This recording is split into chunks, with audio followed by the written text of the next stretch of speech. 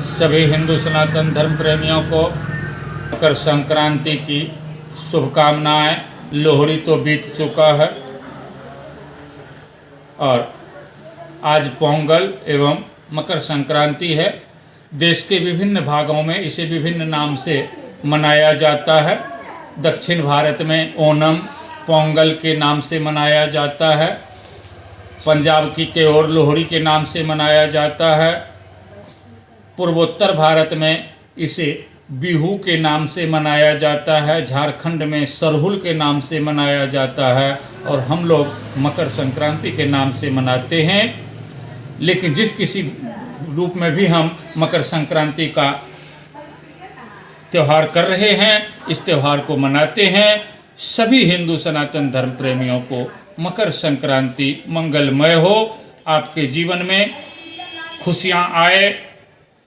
जिस प्रकार आज से ऋतु में परिवर्तन हो रहा है, उसी प्रकार आपके जीवन में भी परिवर्तन आए। परिवर्तन ही अस्तित्व का लक्षण है। परिवर्तन आना आवश्यक है। जीवन में शुभ कर्मों को सकारात्मक रह करके जीने का प्रयत्न करना ही वास्तविक में मकर संक्रांति है। मकर संक्रांति के कई कारण हैं मनाए जाने के। एक तो इस समय हमारे यहाँ धान की खेती नया धान आया है, तो इसको पूर्व काल में नवान्न के रूप में मनाया जाता था। नया अन्न उपज आया तो कृषक लोग जो है इस समय नया अन्न के रूप में चूरा का प्रबंध किया, चूरा भोजन का प्रबंध किया गया। तो एक तो नवान्न के रूप में हुआ। दूसरा जो है, मकर संक्रांति से सूर्य अपने मार्ग को बदलते हैं। 3 रेखाएं मानी जाती हैं कि 3 मार्ग से सूर्य गुजरते हैं। कर्क रेखा, विषुवत रेखा और मकर रेखा। तो आज से भगवान सूर्य मकर रेखा में प्रविष्ट हो रहे होते हैं। मकर संक्रांति के दिन से भगवान सूर्य मकर रेखा में प्रविष्ट होते हैं। राशि के हिसाब से भी देखें तो सूर्य जो है धनु राशि से मकर राशि में प्रवेश करते हैं। साथ के साथ आज से मकर संक्रांति से ही मान लिया जाता है कि बसंत ऋतु का आरंभ हो गया। तो यह परिवर्तनों का प्रतीक है मकर संक्रांति। जीवन में भी अनेकों परिवर्तन होते रहते हैं। उसी प्रकार ये जो है मौसम में परिवर्तन, ऋतु में परिवर्तन, सूर्य के गति में परिवर्तन का प्रतीक है। अब दिन जो है आज से पहले ईसवीय संवत के अनुसार 25 दिसंबर से माना जाता है कि अब दिन बड़ा होने लगेगा। और हम लोगों के यहाँ जो है मकर संक्रांति से ये मानते हैं कि तिल खिलाने का मतलब ये होता है कि जैसे तिल का दाना छोटा होता है थोड़ा थोड़ा, तो प्रत्येक दिन तिल तिल करके दिन बढ़ता है। ये मान्यता हम लोगों के यहाँ है। इसी के रूप में मकर संक्रांति मनाते हैं।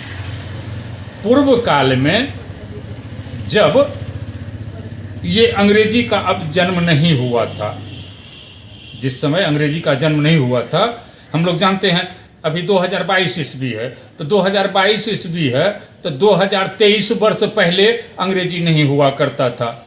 इसको ईस्वी बोलते हैं। ईस्वी बोलते हैं ईसा मसीह के नाम पर। ईसा मसीह के नाम पर ईस्वी है ये, तो 2022 ईस्वी है ये।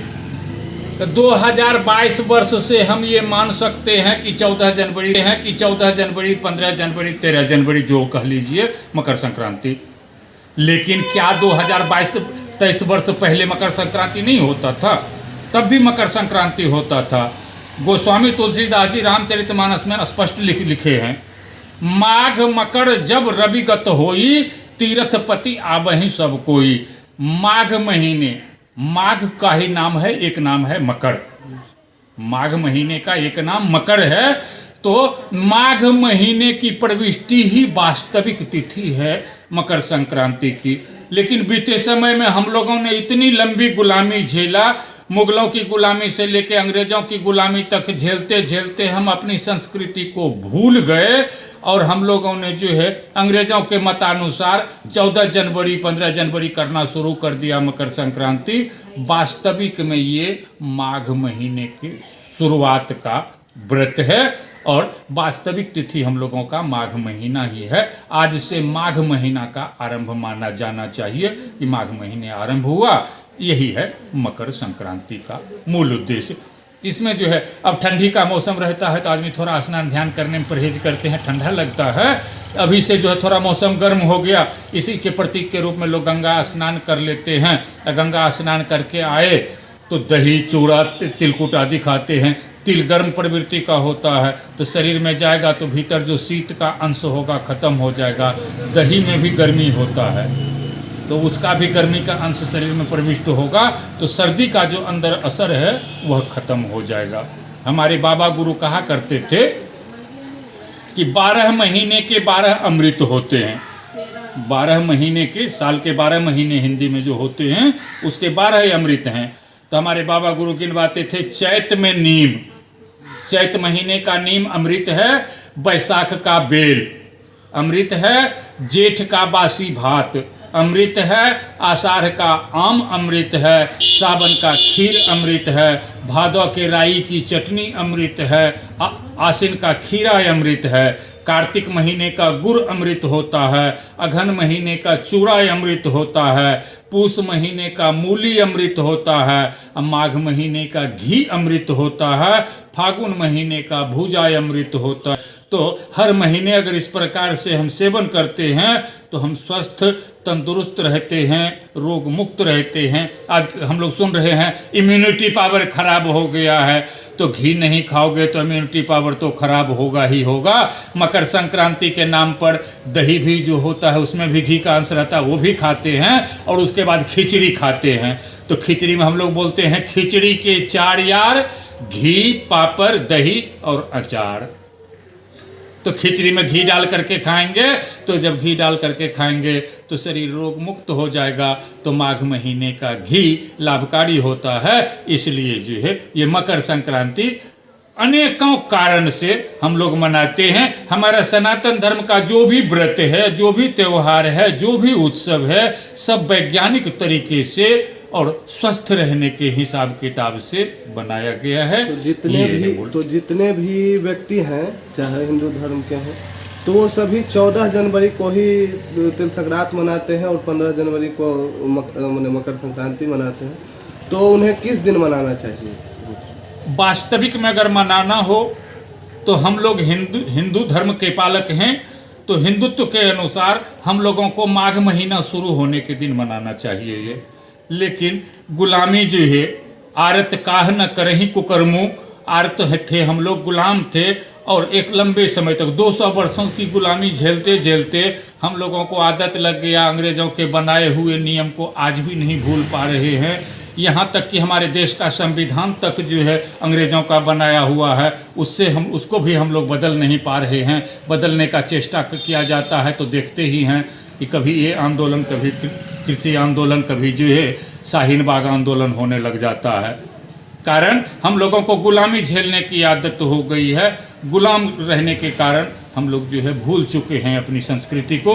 आवश्यक है कि हम लोग अपनी संस्कृति को स्मरण करें और अपने व्रत त्यौहार, 3 व्रत हमारे आज भी गुलामी में जी रहे हैं। मकर संक्रांति, विश्वा और विश्वकर्मा पूजा, ये तीनों का हिंदी तिथि है। मकर संक्रांति की हिंदी तिथि है माघ का प्रारंभ, विश्वा की तिथि है चैत मास का पूर्णिमा और विश्वकर्मा पूजा की तिथि है आश्विन मास की अमावस्या। उसके सुबह से नवरात्र हो जाता है। तो इस सब का हिंदी तिथि है। हम लोगों को फिर से एक बार प्रयत्न करना होगा, चाहे संत हों, ब्राह्मण हों, हिंदू समाज हों, सबको मिल करके एक साथ प्रयत्न करके फिर से इसकी हिंदी तिथि को निर्धारित करना आवश्यक है। मैं ये सबसे निवेदन करता हूँ कि ऐसा करें, इसकी हिंदी तिथि को निर्धारित करें ताकि हमारा भक्तों को मैं निवेदन पूर्वक कहना चाहता हूँ, कभी लॉकडाउन है बेशक हम किसी कानून से सहमत हों या ना हों, लेकिन जब तक हम कानून में परिवर्तन नहीं करवा देते हैं तब तक सरकार के कानून को मानकर चलना ही सर्वोत्तम कार्य है। जो कानून है सरकार द्वारा जो गाइडलाइन जारी किया जाता है उसका पालन करते हुए अपने अपने घरों में रह करके पूजन करें। हमारे मंदिर पर ऑनलाइन पूजन का प्रबंध है, जो भी भक्त चाहें ऑनलाइन पूजन के लिए भी अपना सहयोग भेज सकते हैं, आपके नाम से ऑनलाइन पूजन हो जाएगा। हमारे पेज से जुड़ करके भी आप ऑनलाइन पूजा का दर्शन कर सकते हैं, ऑनलाइन दर्शन होते रहता है। हमारा पेज है नागा शिवजी मुनि उदासीन के नाम से फेसबुक पेज है, उस पर जुड़ करके आप हमारे मंदिर के क्रियाकलापों का दर्शन कर सकते हैं। हरिओम। सभी हिंदू सनातन धर्म प्रेमियों को मकर संक्रांति की अनंत शुभकामनाएं, आशीर्वाद।